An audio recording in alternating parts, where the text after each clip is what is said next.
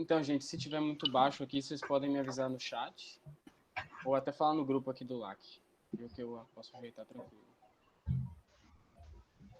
Tá, por exemplo.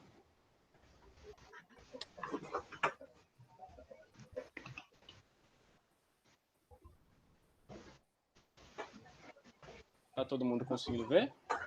Sim. Sim. Ok. Bom, hoje é dia 16 de outubro de 2020. Meu nome é Pedro Benevenuto Valadares. Meu e-mail está aí embaixo, caso vocês queiram depois trocar uma ideia comigo sobre em si ou qualquer assunto relacionado à acústica. Eu estou trabalhando agora com o Bruno, vocês são meus colegas do Laboratório de Acústica das Comunicações, que é um laboratório destinado a esse tema de pesquisa em áudio espacial e todos os afluentes que vêm disso. E vamos começar a aprender sobre essa biblioteca. Bom, quando a gente vai começar a estudar uma coisa, é sempre interessante saber por que a coisa tem esse nome, né? Por exemplo, se você já usou o NumPy no Python, é bem tranquilo você perceber que é porque é uma biblioteca numérica, então o prefixo num é por isso. Então, assim, eles deram esse nome de Python. Eu chamo de Python, eu não gosto de chamar de Pita porque eu lembro de um personagem de um filme aí. Mas eu acabo falando Python mesmo porque Python fica melhor para mim. Mas então, eles botaram esse T e esse A por conta do nome que eles quiseram botar. Python for Technical Acoustics, ou seja, para medições acústicas, medições técnicas, né? Então, é um toolbox para processar áudio, sinal vibracional no geral e trabalhar com acústica. Uma coisa interessante da gente perceber é que o Python é uma das linguagens, uma das bibliotecas que usa a programação orientada a objetos, né? POO. E o que isso ajuda a gente? Se você não está tão acostumado assim a programar, eu, por exemplo, não sou um exímio programador.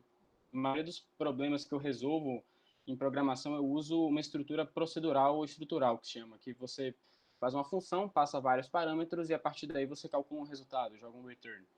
Mas o que acontece? Quando seus códigos vão ficando muito grandes, muito longos, você pode ter funções que acabam tendo uma interdependência entre si muito tênue, muito grande. Às vezes você não consegue modelar isso bem. E aí você tem o chamado, que eles chamam spaghetti code, né? O código espaguete. Você tem uma teia de decisões e aí acaba que uma das funções cracha e você fica sem saber o que fazer.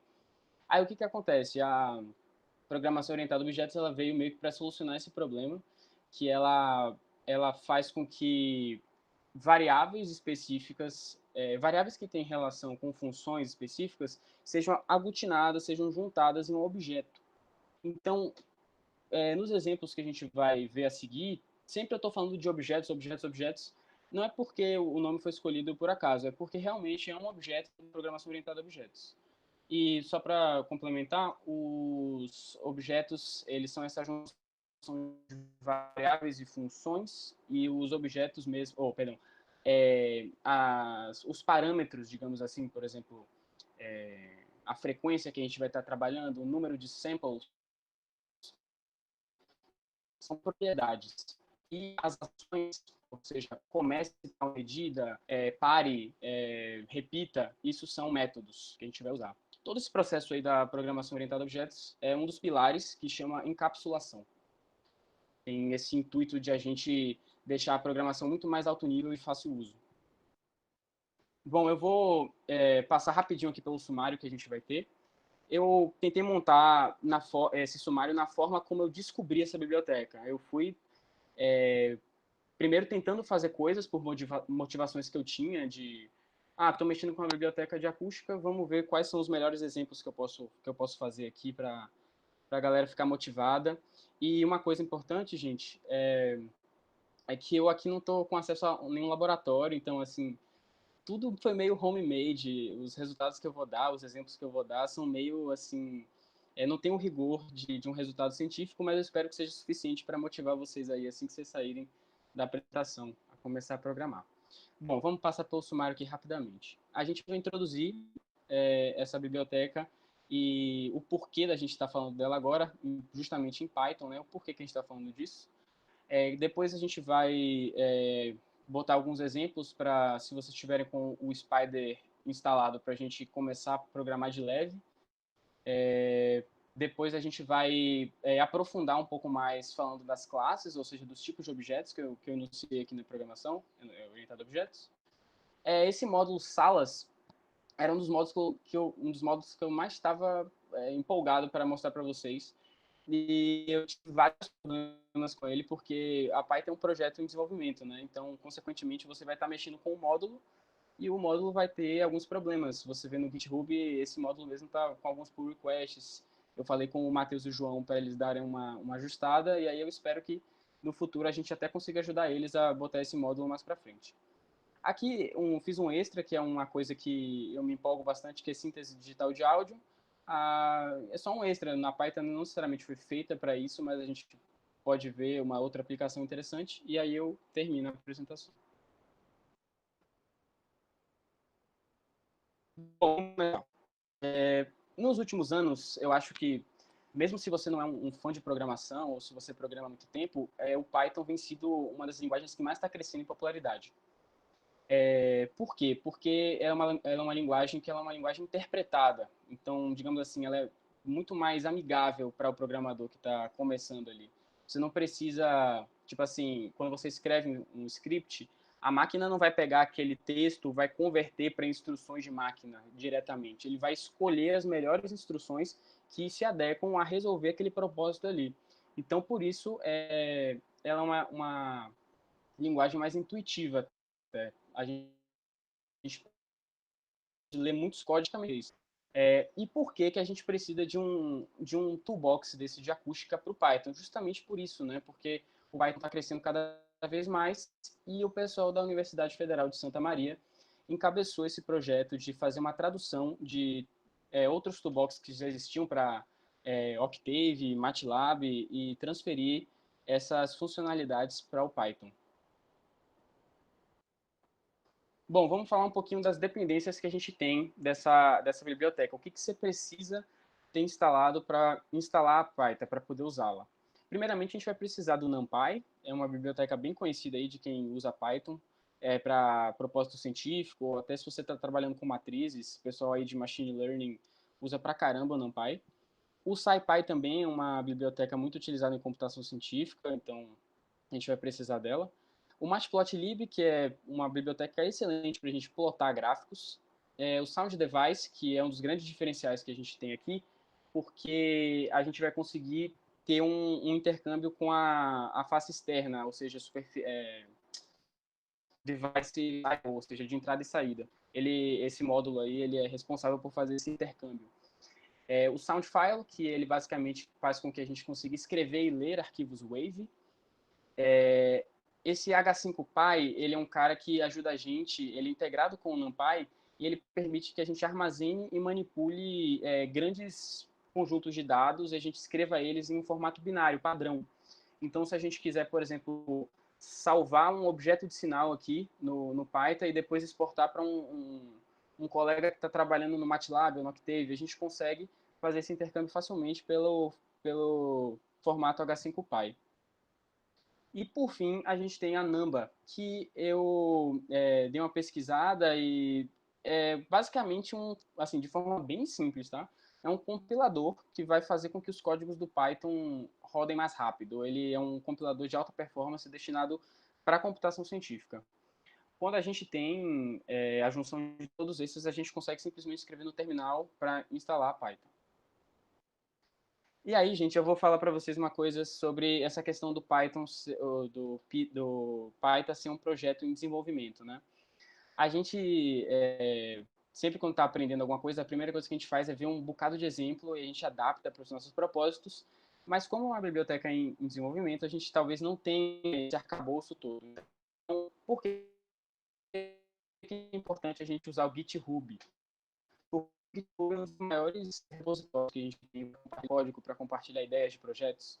E até o pessoal da Universidade Federal de Santa Maria me indicou, claro, eu falei com eles inicialmente por e-mail, mas eles me indicaram para eu usar mais o Git, fazer vários pull requests. Então, assim, é uma responsabilidade que a gente pode tomar, de querer ajudar eles a deixar o Toolbox cada vez mais poderoso. E para a gente instalar a versão mais atual, a gente pode simplesmente digitar no nosso terminal aqui do Python, no nosso kernel, esse código aí de baixo, para instalar diretamente do GitHub a versão mais atualizada. Segundamente, outra coisa que a gente vai usar bastante foi um docs que eles fizeram.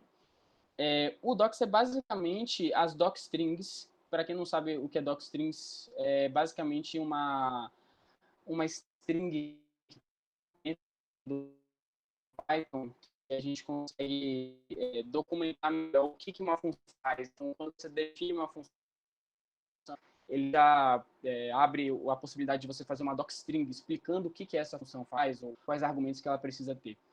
E aí, tanto as docstrings quanto os docs, eles têm uma documentação bem simples, bem acessível. E aqui eu queria fazer uma pequena reflexão sobre o propósito desse seminário, que não é fazer assim que vocês serem super programadores aí da Python, mas pelo menos vocês se sentirem motivados a mexer cada vez mais com esse toolbox aí, que é bem interessante. Vamos fazer o que a gente faz em várias linguagens, né? A gente primeiro faz o Hello World. Só que nesse caso, qual é o equivalente do Hello World para o Python? Em vez da gente printar o Word na tela, vamos ver quais são os valores padrão que a gente tem, as propriedades, né, dos objetos, e quais são os dispositivos que a gente tem a nosso recurso. Como aqui eu não estava usando nenhuma interface externa, você pode ver que eu só tenho o meu built-in microphone, que ele está indexado aqui como 0, e eu tenho o 1, que é o built-in output, que simplesmente são os falantes do meu computador. Aqui embaixo eu tenho várias propriedades que a gente futuramente vai conseguir mudar, como sample rate, length domain, FFT degree. A gente tem várias coisas que são autoexplicáveis, como, por exemplo, aqui a largura de banda, né, que a gente está trabalhando nos sinais, de frequência mínima e frequência máxima. E caso a gente queira mudar alguma coisa específica nessas propriedades, é só a gente usar essa função aqui de baixo, python.default.set _defaults. Aí a gente passa com um parâmetro a propriedade que a gente quer mudar e igual, ou seja, recebe o valor, à propriedade que a gente, ou ao valor que a gente quer que assuma, né? De fato. Então, para fazer toda essa programação, todo esse desenvolvimento aí, eu recomendo bastante o que os desenvolvedores também recomendam, que é esse IDE Spider. É um ambiente de desenvolvimento científico que é distribuído pelo pacotão assim, científico da Anaconda, né? Que é bem tranquilo de usar, bem fácil de mexer. Inclusive o Jupyter vem integrado, o PyCharm, que é uma outra ideia que eu uso, que é muito legal, ela vem integrada na Anaconda, tudo junto. É um pacotão aí destinado para quem quer programar cientificamente. Algumas motivações que fizeram eu guiar os exemplos e preparar essas exemplificações para vocês foi pensar no que eu poderia fazer com essa biblioteca, né? Primeiramente, eu pensei que a gente poderia gerar e gravar sinais. A gente talvez fazer um pré e pós-processamento, uma filtragem, uma calibração de ganho inicial. A gente poderia visualizar os sinais em tempo e frequência. A gente poderia trabalhar com múltiplos canais. A gente poderia fazer uma análise desses sinais, ou seja, descobrir qual é o pico de level durante um sinal e analisar o porquê daquilo. E, por fim, medições de salas acústicas. Só para esse final aqui das medições das salas acústicas, o ideal seria usar o módulo Rooms, que é um módulo da Python destinado a isso. Mas por conta de justamente ser um projeto em desenvolvimento, esse módulo está com algumas alterações e eu fiz um exemplo no final só para dar um gostinho assim do que seria. Mas vamos em frente. Bom, o primeiro exemplo é bem tranquilo aqui. A gente vai, primeiramente, importar a Python no nosso código e a gente vai perguntar aqui como é que a gente deseja gerar esse som e escutá-lo. A gente pode escutar ele de duas formas. A primeira forma é mais interativa, é o recurso, o método play, né? A gente vê aqui que eu atribuo a variável x, eu falo Python, gere um sweep, em português seria isso, ou seja, gere para mim um sinal sweep, e aí eu consigo, pelo método xplay, tocar ele na própria execução do programa. Segundamente, eu poderia escolher um caminho mais indireto, eu poderia escrever um arquivo wave com esse signal object, esse objeto de sinal. fazendo o mesmo processo, né? Pyra functions write wave, ou seja, escreva essa onda para mim. E aí aqui é só passar o nome do arquivo que você quer e o objeto em si. Se você não está conseguindo rodar a primeira forma, provavelmente é porque você ou a sua IDE de desenvolvimento não está comportando o IPython, que é basicamente um Python mais interativo. O Python tem esses problemas de rodar áudio enquanto ele executa programas. E talvez os mais computeiros aí, talvez estejam se perguntando por que você definiu o X duas vezes, né? Porque eu inicialmente tinha colocado ele fora desses condicionais, só que aos poucos eu fui vendo que a Python não recebe bem quando você gera coisas e você aplica métodos sobre elas em diferentes escopos. Então, se você for trabalhar com alguma coisa que você está gerando e logo em seguida tocando, é sempre bom você colocar tudo num escopo só. Por isso que eu tive que gerar duas vezes o sinal aí. E aqui, só para ilustrar aqui o teste sweep wave sendo escrito, aqui no lado eu tenho o arquivo wave sendo escrito aí no diretório que eu estou trabalhando, que é o python_spider. Bom, segundo exemplo, gente, eu pensei, vamos tentar gravar algum som. Vamos tentar fazer a Python gravar um som para a gente e depois a gente escuta esse som. Eu queria muito mostrar para vocês aqui, mas eu estava mexendo com o Arthur e a gente não conseguiu achar uma forma de escutar. Talvez depois até vocês saibam de alguma forma e num próximo momento a gente poderia combinar isso. Mas inicialmente a gente vai fazer já antes, a gente gerou um objeto. Vamos gerar agora um objeto, mas não um sinal. Vamos gerar um objeto de medida. Ou seja, a gente quer gerar um measurement object no Python. E a gente vai fazer aqui essa passagem dessa string aqui, rec, porque ela diz o tipo de medida que eu estou querendo. Mais para frente a gente vai ver certinho esse generate, tá? Eu só estou motivando vocês aí de como é quase um português essa programação. É basicamente uma variável que está recebendo um objeto de medida. Eu vou, igual eu tinha explicado lá atrás na programação orientada a objetos, colocar um método nesse objeto e futuramente eu vou tocar ele pelos alto-falantes do meu PC. Talvez você tenha reparado aqui embaixo que, por definição,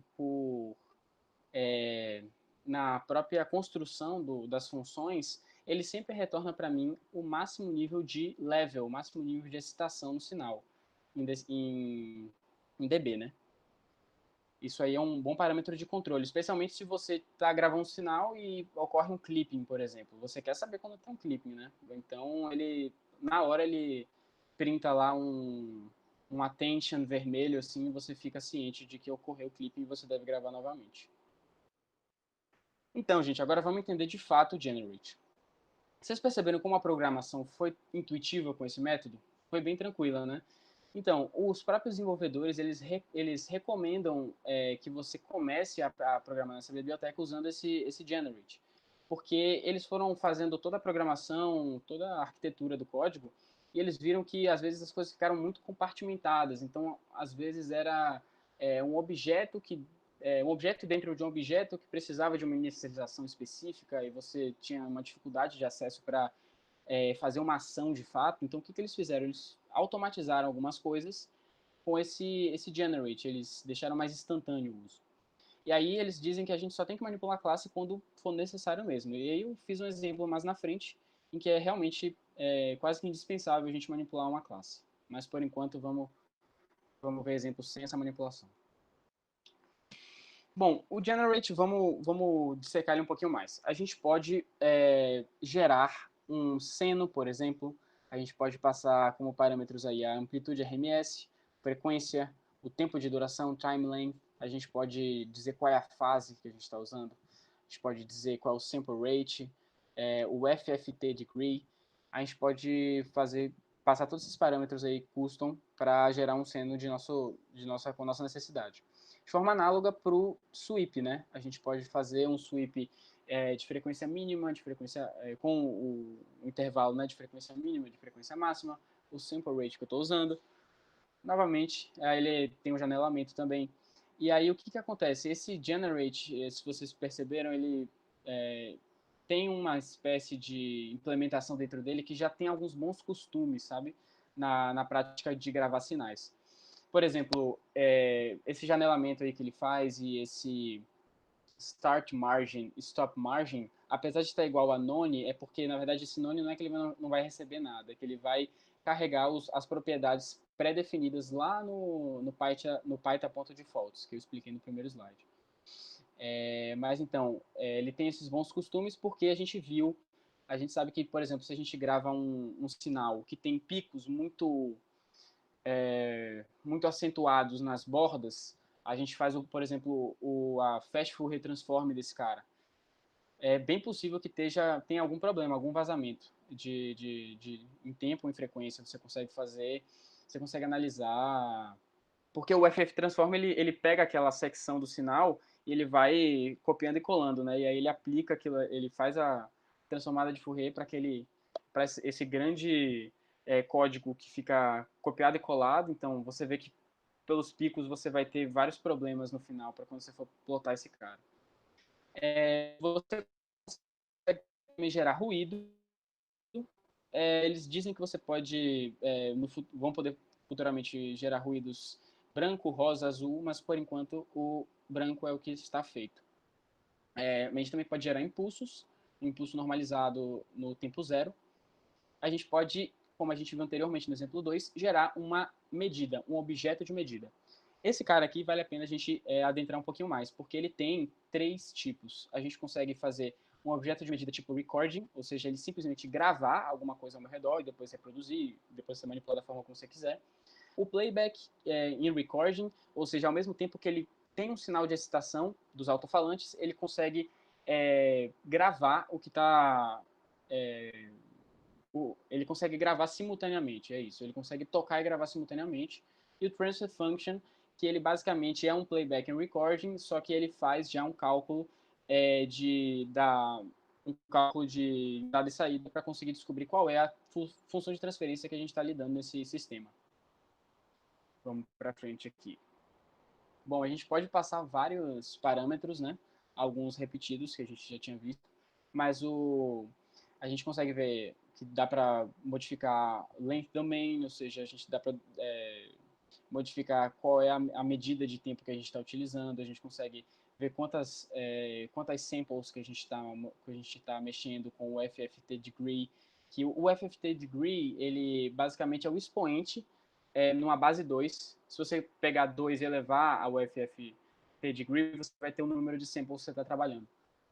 O sinal de excitação que você está jogando no circuito, no sistema, o sample rate, frequência mínima e máxima, qual dispositivo que você está utilizando, quais canais você está utilizando. E aqui ele dá um exemplinho de como inicializar com cada tipo de measurement, cada tipo de medida. Bom, esse exemplo aqui, gente, só para descontrair um pouquinho, vou contar para vocês a motivação que me levou a fazer ele. Esse exemplo nasceu de uma confusão de minha mãe com a minha voz e a voz do meu irmão. A gente tem idades parecidas, nós dois somos homens, e a gente fala meio parecido. Então, quando a gente atende ela no telefone ou liga para ela, a primeira coisa que ela faz é falar o nome errado, do filho errado. Então, aí eu pensei, deixa eu pegar essa biblioteca aí que o Bruno falou para eu fazer o seminário e vamos ver o que acontece se eu ploto os 2 áudios e contrasto eles. E posteriormente eu pego um terceiro e comparo, né? Aí aqui eu fiz uma brincadeirinha que eu faço todos os meus códigos, esse key, que é eu inicializo ele como uma variável vazia, uma lista vazia, um string vazia, e dependendo do que eu aperte, eu consigo fazer uma ação ou outra, uma decisão ou outra. Aqui no caso, eu aperto 1, por exemplo, no meu keyboard. Aí eu entro aqui e eu gero um objeto de medida, eu falo comece a gravar e eu toco o que eu acabei de gravar e no futuro eu escrevo esse signal object num arquivo meu audio.wave, tá? Você tem que botar a extensão, senão ele dá problema. É bom sempre botar a extensão que você está trabalhando. E aí, meu irmão, ele apertou o 2, ele gravou o dele, e aí a gente plotou os 2 caras, os dois sinais contrastados em tempo e frequência, né? Para fazer o terceiro, eu deixei algumas linhas em comentário aqui. Eu deixei essa aqui em comentário, para ele não sobrepor o arquivo que eu tinha feito. Essa aqui também, para ele não gerar nenhum objeto de medida que eu não quisesse. Eu basicamente carreguei aqui nessa meu áudio o Python Read Wave, ou seja, eu usei esse recurso de ler o arquivo Wave, que já havia sido escrito, e comparei ele com o áudio 2. O 2 eu não mudei nada, tá? Eu só deixei para gravar a voz de prova, né? O terceiro sinal que a gente gravou aqui. E aí esse foi o resultado. Eu até mandei para vocês para ver o que a gente poderia falar sobre esses caras, e eu pensei que talvez pudesse até dizer que a gente tivesse uma similaridade maior entre sinais de voz contrastados na frequência para homens e para mulheres, a gente pudesse fazer uma identificação de gênero, só que, claro que vocês me mostraram que existem vários fatores que devem ser considerados, como androgenia, por exemplo, idade, forma de fala, até as vogais que você fala durante a gravação influenciam, vários outros fatores. Inclusive tem um artigo da China que diz que o F0, ou seja, a frequência mais predominante que você tem, que é o parâmetro que vai identificar mais se você está ouvindo uma voz masculina ou feminina, né? Mas então, a gente combinou de falar a mesma coisa. Aqui vocês podem ver o meu terminal aqui, eu digitando as coisas. E aí eu consegui contrastar a minha voz com a do meu irmão e futuramente a minha voz com a da minha mãe. A gente pode ver aqui que tem uma diferença grande aqui nesse espectro daqui. Novamente, isso é um resultado interessante, não é um resultado científico. Precisaria fazer várias medições e controlar vários parâmetros, mas aqui é só para motivar vocês. Bom, já fomos para o Generate, vamos ver agora as funções que a gente tem. E são várias, tá, gente? Eu tentei nos exemplos usar várias, mas tem horas que a gente tem que inventar bastante para usar todas. Então vamos começar aqui. Essa aqui, na verdade, a gente já usou. O Pyra List Devices, a gente tinha utilizado para a gente ver quais são os tipos de dispositivos que a gente tem a nosso favor. Como a gente não tinha conectado nenhuma interface externa, só o que ele printava ali para mim era 0 e 1. Mas futuramente eu usei uma interface de áudio que estava aqui em casa, e aí eu consegui. A gente consegue observar que o list devices é diferente, ele consegue reconhecer. Esse FFT degree, que ele basicamente te dá o expoente, tal que se você eleva esse expoente a 2, você consegue descobrir qual é o número de samples que você está trabalhando, e basta você passar o time length, que é o tempo de medida que você está trabalhando, e o sample rate, a taxa de amostragem. Aqui são alguns recursos que a gente também já viu, o Python Read Wave, o Python Write Wave. Esse merge aqui, ele basicamente pega vários signal objects, e ele colapsa, ele junta eles em um signal object só. Inclusive seria muito interessante eles fazerem uma função inversa, né? Um split, para pegar esse signal object cheio de signal objects dentro e depois espalhar ele, né? Vou até dar essa ideia para eles depois. A gente tem como fazer aqui um No teu box original você fala o sinal.ch, que é o channel, e separa. Eles devem ter, talvez tenham talvez comido tenha, bola. talvez tenha. Ou talvez eu. Vou falar depois com eles. Vamos lá. O Python FT Convolve faz a convolução de dois signal objects aqui no tempo. Eu vou futuramente mostrar para vocês um exemplo de filtragem passa baixa que eu fiz com uma das minhas músicas preferidas do Queen. E é uma pena que talvez não seja possível ouvir, mas eu vou, assim que acabar essa apresentação, compartilhar com vocês os códigos e aí vocês vão ver a diferença. Esse Find Delay aqui eu fiquei bastante animado, porque se a gente consegue descobrir o delay entre dois sinais no domínio do tempo, talvez a gente consiga, trabalhando com múltiplos canais, descobrir talvez o ITD, né? O Interneural Time Difference, de uma pessoa, por exemplo, escutando do ouvido esquerdo e do ouvido direito de uma pessoa escutando uma fonte sonora. Só que aí, cara, eu fui usar essa função e tá com um probleminha. Eu já avisei para eles e aí em breve eu espero que eles corrijam. Aqui para frente a gente tem o Python Correcting Coefficient, que é um recurso... Ou se você animar, você corrige e sobe, né? Ou eu mesmo. Aqui é o Python Correction Coefficient. Ele basicamente vai pegar esses dois signal objects como argumentos e ele vai tentar ajustar fazer um ajuste linear entre os dois, no final das contas ele retorna para mim um valor que, se não me engano, varia entre 0 e 1, e diz a proximidade linear entre esses dois sinais. Aqui o Pyra Resample é para se a gente quiser pegar um signal object e a gente quiser usar uma nova taxa de amostragem nele. Então, se a gente quiser estudar compressão, por exemplo, decimação, ou se por algum motivo tiver o esforço computacional para usar uma taxa seja muito grande, a gente pode baixar ela. Tem muitas aplicações desse resample que são bem interessantes. Para frente a gente tem esse peak time, que ele basicamente vai dizer em qual tempo eu tive o pico de volume dentro de um sinal. A gente também tem o plot time dB, o plot time frequency, o plot time bars e o plot time spectrogram, que ele vai fazer o plot de vários tipos de gráfico para um certo sinal. E por fim, aí essas duas funções, o save e o load, elas utilizam daquele módulo que a gente viu, o H5Py, para escrever em formato binário, em formato padrão, para que a gente consiga dialogar com outras linguagens, por exemplo, como MATLAB e Octave. Esse exemplo aqui, galera, eu fiquei bastante animado porque foi o primeiro exemplo que eu consegui usar uma interface externa de áudio, né? Eu estava usando uma interface aqui da Behringer chamada UMC22. Ela tem duas entradas e uma saída. Na verdade, duas saídas. Então, o que eu fiz? Eu gerei...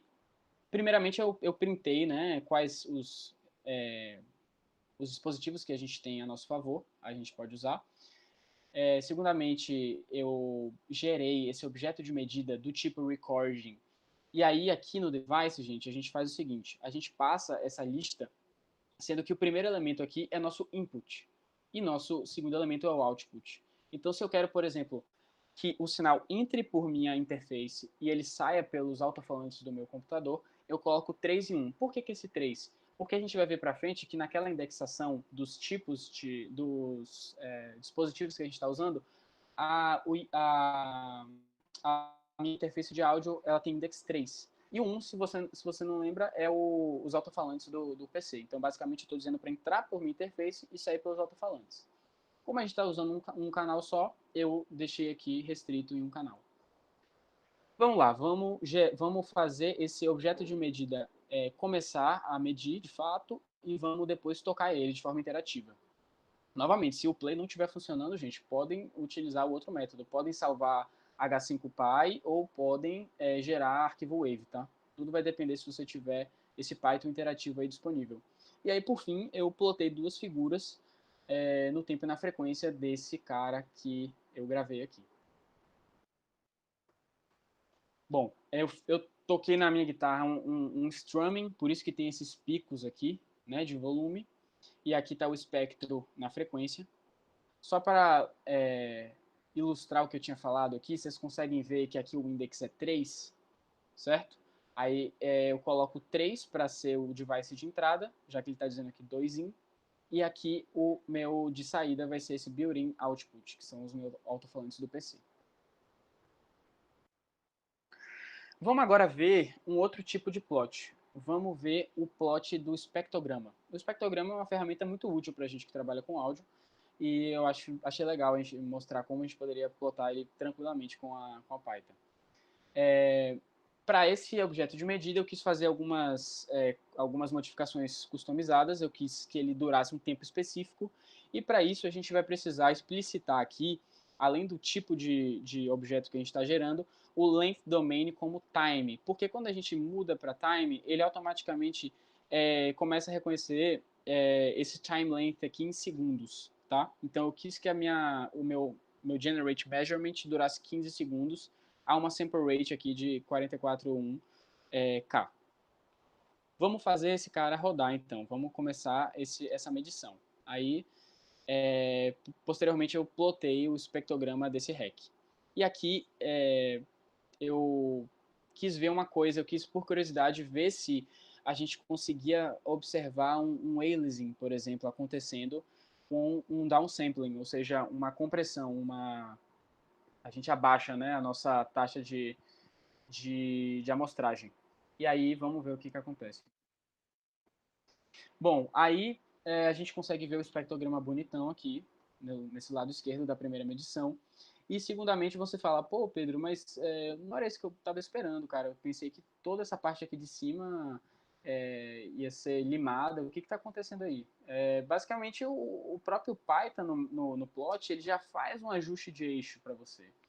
Então, ele já tem esse recurso de data visualization. Você já consegue visualizar seus dados melhor.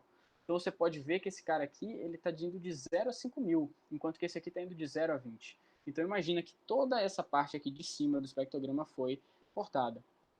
Que é o que acontece, né? Quando a gente tem o aliasing, a gente perde muita informação de alta frequência.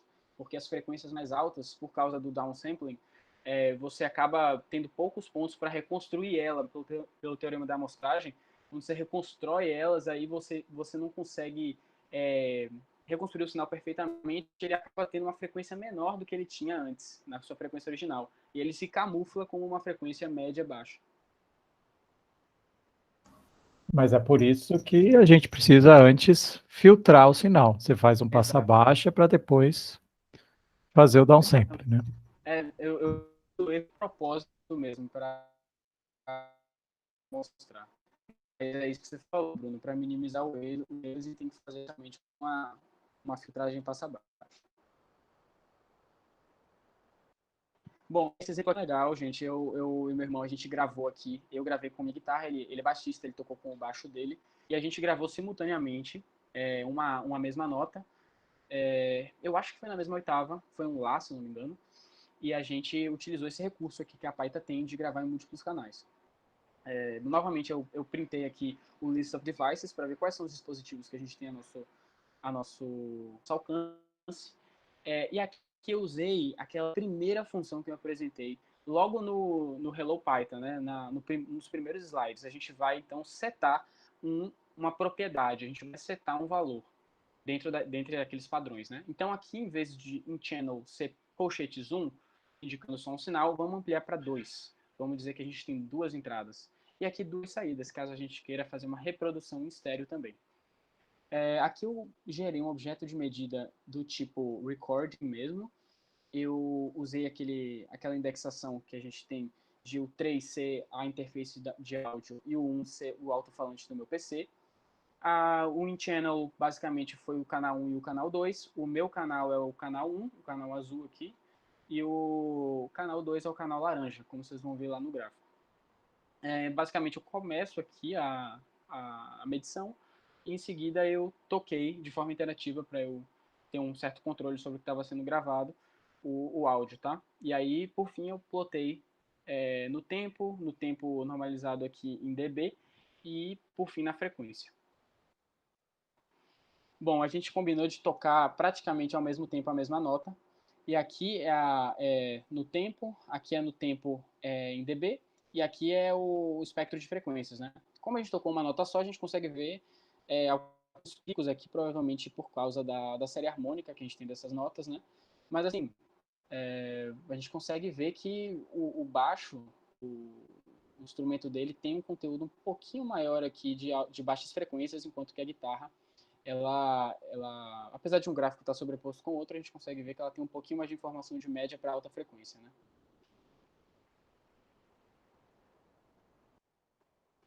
Bom, gente, vamos agora chegar na parte de manipular classes. As classes são basicamente os objetos que a gente gera nessa arquitetura aí de programação orientada a objetos.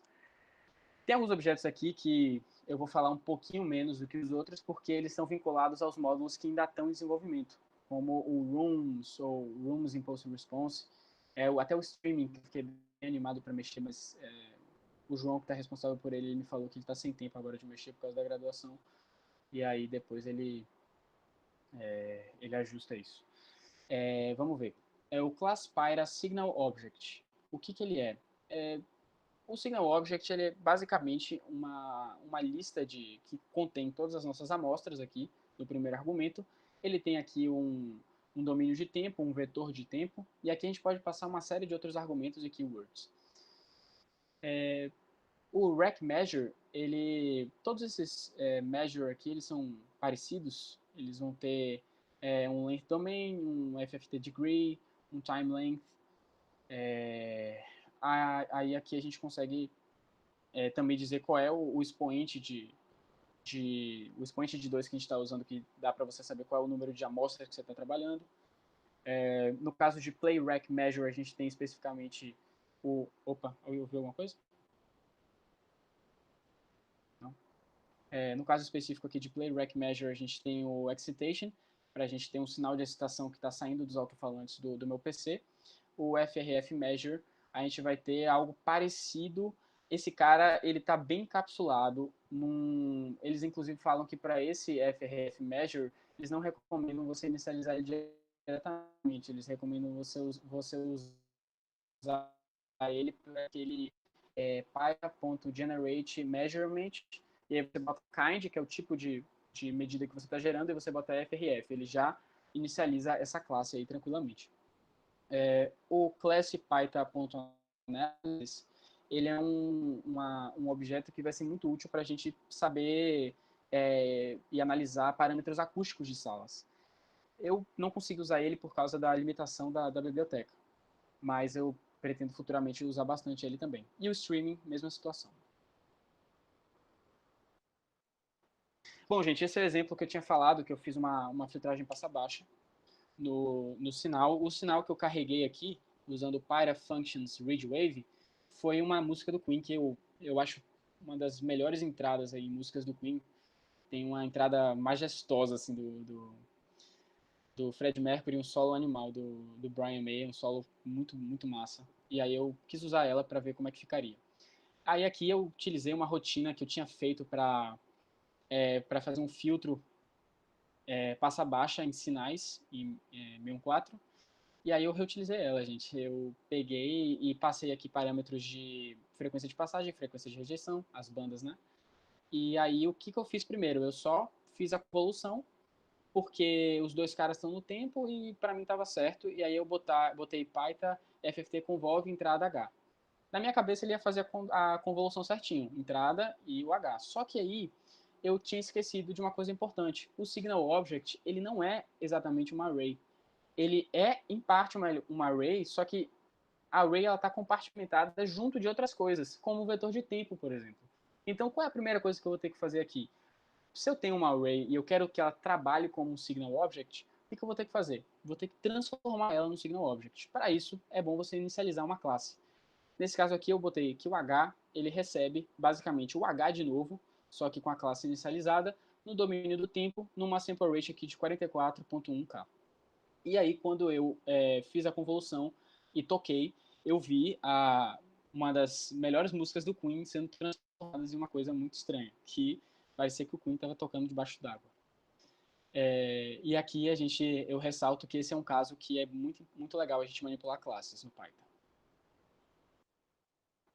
Bom, esse exemplo aqui, gente, eu fiquei na dúvida se eu botava, se eu não botava, porque eu realmente não tinha um aparato experimental para isso, mas aí eu falei, a gente está fazendo os exemplos bem homemade para motivar a galera, e eu queria que eles pelo menos tivessem uma visão do que seria esse cálculo, né, de parâmetros de salas, por exemplo.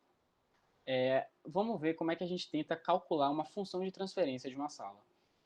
Eu tive que botar o setDefaults aqui para ele voltar a trabalhar só em um canal, em mono, porque senão ele pega o setDefaults lá do exemplo e a gente trabalhou com múltiplos canais.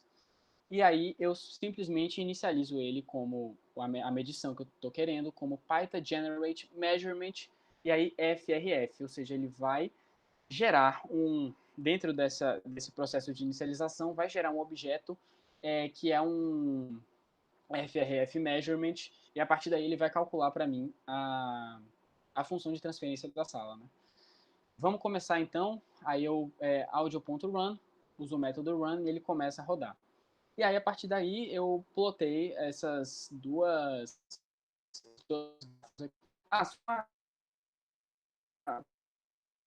bem básico, provavelmente ter dúvida aí da maioria do pessoal, mas uma das formas de você calcular uma função de transferência é você fazer a divisão do output pelo input no domínio da frequência. Né? Para claro, a gente está lidando com um sistema linear invariante com o tempo. Então tem essa limitação aqui. Inclusive, dentro do Generate Measurement, tem lá um argumento que diz qual é o método que você está trabalhando. E você tem que prestar atenção que o método é linear. Então, ele está admitindo que o sistema é linear e invariante com o tempo. Só para mostrar aqui, eu cavei bastante aqui, eu descobri esse método privado que mostra o que eu acabei de falar, né? Vocês veem que ele coloca o result, o output signal e o input signal, e o método, se for linear, ele faz isso aqui. E é isso, por enquanto. Isso foi o máximo de cálculo de função de transferência que eu consegui por enquanto, com o meu aparato aqui. Eu acabei esquecendo de falar, eu fiz essas medições da função de transferência com esse microfone abandonado que meu irmão tinha, eu pensei que estava quebrado, e aí eu optei por usar ele para, pelo menos, mostrar para vocês. Eu não sei qual é o modelo dele, gente, se vocês souberem, depois me avisem, mas a gente perdeu as especificações dele. Ele parece ser um BM800, que é um tipo de microfone condensador desses que você compra via AliExpress. Eu acho que foi exatamente isso. Vou depois checar com ele. Mas então, gente, aí aqui eu plotei a minha função de transferência. Claro que faltou várias coisas, faltou calibração, faltou várias coisas para chamar isso de fato de um resultado científico, mas, novamente, estou tentando fazer aqui alguns exemplos para motivar, né? Então, a gente consegue ver aqui a função de transferência da sala plotada no tempo, aqui plotada em dB, e aqui na frequência, né? Uma coisa que eu modifiquei no código, que está aqui, deixa eu ver se consigo...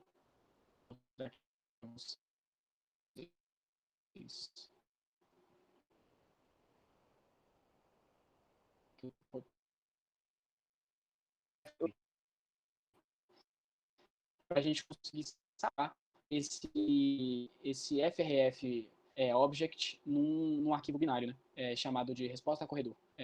Lembrando que o formato do arquivo é H5Py. E ele é salvo no diretório que a gente está trabalhando. Como eu mostro aqui. Resposta corredor H5F5Py. Perdão, HDF5. É isso que eu ia falar, não tem o Py, não. O Py é a biblioteca que trabalha com HDF5. O HDF5 é um formato aberto para gravar dados Big Data. Isso. Eu acabei me confundindo, perdão, galera. Vamos lá. E aqui é o exemplo extra que eu combinei de falar para vocês. Eu sempre me interessei muito por síntese digital de áudio. E aí eu tentei fazer aqui um som sintetizado por síntese aditiva, né? A gente tem vários tipos de síntese quando a gente está trabalhando com síntese de áudio. Pode ser síntese aditiva, subtrativa, granular. Tem vários tipos de síntese para a gente fazer som sintético, né? Digitalmente sintetizado. E aqui o que eu fiz? Eu gerei vários senos, tal que a envoltória, o coeficiente que diz o quão cada seno é relevante e é a amplitude RMS de cada um, a frequência que está sendo trabalhada, vocês podem ver que eu botei aqui ligeiramente diferente algumas frequências para eu ter um efeito meio chorus, vai gerar um batimento nas ondas e vai gerar um chorus, que é o que a galera da música fala bastante, uma modulação. E aí, finalmente, eu somei todos esses senos aqui numa mistura. Então, o que fica de aprendizado aqui é que a gente também pode somar, subtrair signal objects. Afinal, os generate scenes aqui, todos são signal objects. E aí, por fim, eu usei essa função aqui que eu lembrei que eu não tinha usado, que é o merge. Ele basicamente vai colapsar o mistura e o baixo em um signal object só. E aí eu consigo botar mistura play para ouvir o que está rolando. Bom, gente, a apresentação está no fim, eu vou fazer as considerações aqui. As referências que eu usei foi basicamente o Read the Docs, que os desenvolvedores da Python fizeram. Vi várias coisas no GitHub deles também, nessa pasta aqui, PyraMaster. Usei esse livro aqui do Pulk e do Karjalainen, Communication Acoustics and Introduction to Speech, Audio and Psychoacoustics. É um livro bem legal para a nossa área. O Oppenheim, que foi o livro que eu tive base para aprender análise de sinais. E eu queria fazer um agradecimento especial ao Marcos Reis, ao Matheus Lazarim, ao João Paes e toda a comunidade envolvida pelo desenvolvimento da Python. Peço desculpas aí se eu tiver falado algo incorreto e espero que a gente consiga botar esse toolbox para frente e tornar ele cada vez mais acessível e mais poderoso. Muito obrigado pela participação de todo mundo. Eu agradeço, foi meu primeiro seminário aqui e, de certa forma, uma apresentação minha para o grupo. Então, espero que vocês tenham curtido e muito obrigado. Valeu, Pedro. Acho que agora todo mundo sabe um pouquinho mais aí do que a Pita é capaz. Pita ou Python, né? Acho que vai ser a discussão, é igual os ingleses sobre tomato ou tomaro. E a gente agora fica motivado a usá-la um pouco mais. Hoje mesmo, de manhã estava fazendo uma medição com a Fernanda e a gente usou o toolbox do MATLAB, que é o pai da Pita, Sim. que no meu caso é por inércia, né? Como eu já estou acostumado a usar no MATLAB, eu uso lá, mas vendo que está tudo montado no Python, é mais fácil de migrar agora. E Eu acho. aí ir ajustando os detalhezinhos. O que você sentiu, assim? Você acha que já dá para trabalhar ou com essa biblioteca ou ainda Cara, aparece muito erro no meio do caminho? eu acho que se para algumas situações específicas, como medições de salas, por exemplo, pelo menos na versão que eu estou usando hoje, ainda tem algumas limitações. Eu acho que talvez essa questão de análise de parâmetros de salas ainda está um pouco precisando de alguns ajustes. Mas para os outros propósitos de visualização de gráfica de sinais, por exemplo, cálculo de transferência de funções de transferência de sistemas, eu acho que ela tá legal já. Dá para deixar tudo mais formalizado. E, claro, vários exemplos aqui faltaram, né? Calibrações e tal. Então, acho que com esses scripts adicionais aí para fazer esse processo, a gente consegue usar. Legal. Eu acho que a gente precisa. A proposta desse seminário hoje era fazer um pouco de marketing dessa ferramenta, né? Para o grupo começar a usar. Sim. A gente, como eu acabei de dizer, a gente tem a opção do Toolbox no MATLAB. Ele, só para contextualizar, né, o Pita vem, até pegaram o nome, o Pita vem do ITA Toolbox, que foi um toolbox de acústica para MATLAB que a gente desenvolveu ainda durante meu doutorado, eu e mais vários colegas lá no Instituto for Technical Acoustics, desenvolvemos. Daí o nome ITA. E isso foi um desenvolvimento de muita gente por muito tempo, né? A gente começou isso em 2009 e ainda está sendo desenvolvido. Então, imagina, são 10 anos de desenvolvimento que agora o pessoal do Pita está querendo migrar para o Python. Não vai ser nem um pouco rápido nesse processo. Com certeza. Com certeza. Mas começando a usar e sentindo as necessidades e ajudando, né? Porque essa eu acho que é o outro grande ponto, é que ele já nasceu com a ideia de ser código aberto, então todo mundo indo no GitHub e contribuindo, as chances são boas de que ele desenvolva rápido, né? Então, a Eu ideia é acho que a gente que passe a colaborar nessa ação aí de sim. desenvolver um toolbox de acústica no Python. Eu troquei bastante e-mail com quem estava mais disponível para responder os e-mails, assim, na maior parte do tempo era o Matheus, né? Que é um dos que está Uhum. encabeçando, o Matheus Lazarin. E ele falou, pô, Pedro, isso foi anteontem. Ele falou, pô, Pedro, a gente conseguiu fazer uma medição de uma transfer function e se você quiser dar uma olhada lá no exemplo que a gente fez. Só que acabou que o exemplo tinha muita coisa ainda nebulosa, digamos assim, nada, não estava tão claro e aí eu, como precisava apresentar hoje, eu optei por ficar com esses exemplos que eu tinha desenvolvido. Você viu se já tem coisas para áudio espacial, algum processamento multicanal, ou ele grava, claramente ele grava e reproduz, você mostrou, mas funções específicas para processar áudio multicanal, você chegou a ver? Não, para processar áudio multicanal especificamente eu não vi. Uhum, tá. Tá aí um ponto que a gente pode começar a olhar.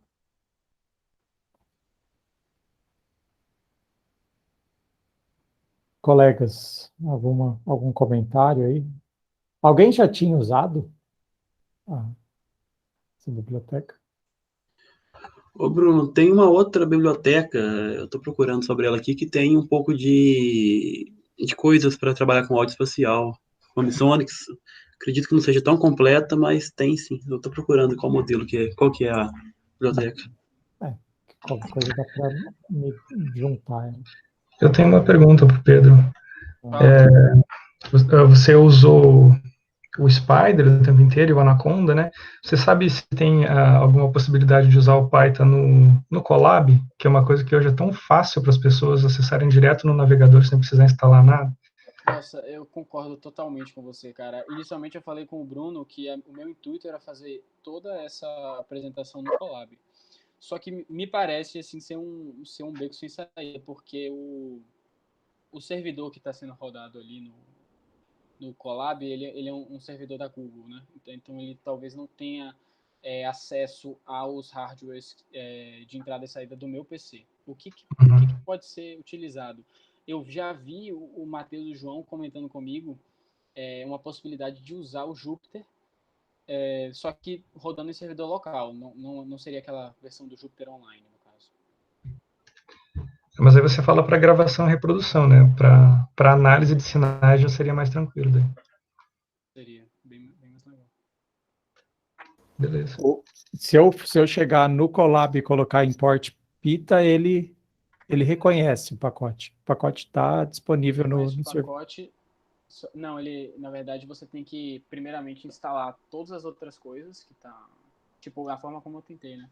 Eu fui fazendo vários pips, fui instalando as bibliotecas que são dependentes, e aí no final eu falei, install Python, só que ele dá um problema de reconhecimento justamente na biblioteca que é o Sound Device. Ele deu um problema no Google nessa hora. Foi no Sound Device que tem o intercâmbio com as entradas e saídas. Mas talvez eles tenham corrigido. Vamos tentar. Uhum. Tá, mas o fato é que ele está disponível no servidor global de pacote. Isso. Que é o pip. Bom, na hora que você faz pip import, pip install, ele baixa desse repositório central, né? A melhor forma, deixa eu ver se eu consigo pegar aqui para o link. Só um minuto.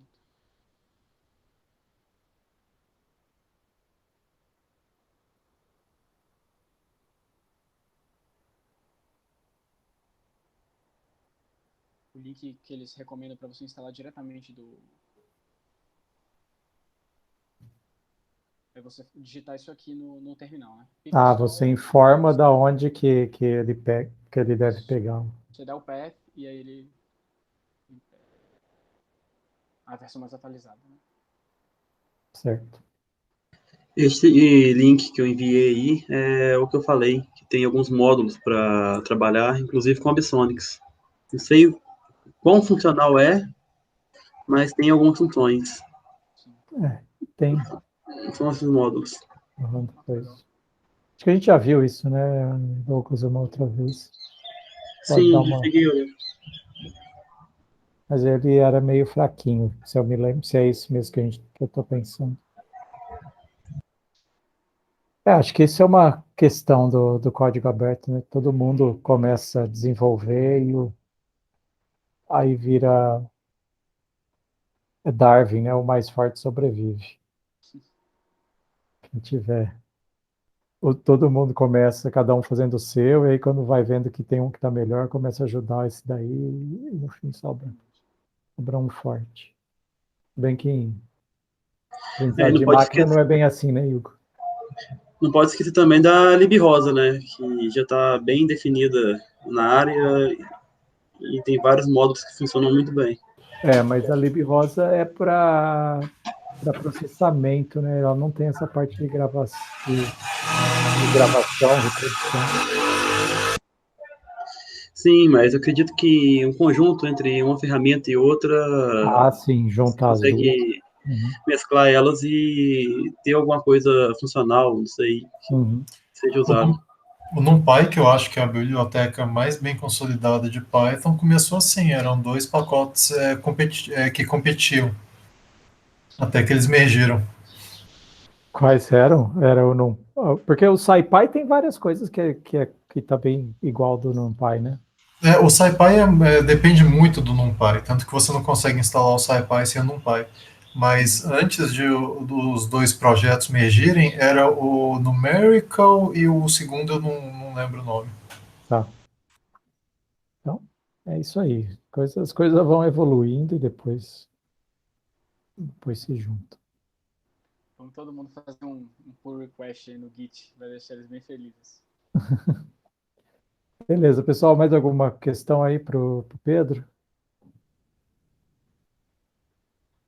Então, Pedro, bem-vindo aí ao grupo, né? O Pedro vai... Acabei não introduzindo no começo, vou fazer uma introdução final, mas o Pedro vai começou já faz um mês, né? A iniciação científica aqui conosco, e vai estar trabalhando com equalização de fones de ouvido, né, Pedro? Aí a gente vai poder escutar nossos áudios com fones individualmente equalizados daqui a um tempinho. Beleza, pessoal. Então eu vou parar a gravação aqui. Tchau, tchau aí, quem estiver vendo a gente no YouTube depois.